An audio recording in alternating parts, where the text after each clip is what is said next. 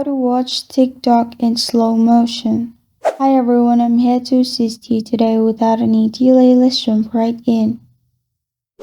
First, open TikTok on your device. Go to the video you want to watch in slow motion. Then on the right side, click on the arrow. After you click on the arrow on the right side, you'll find different options. Scroll to the left and click on playback speed.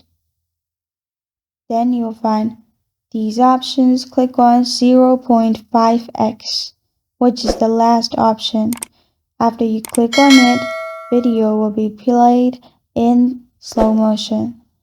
And this is how to watch TikTok in slow motion.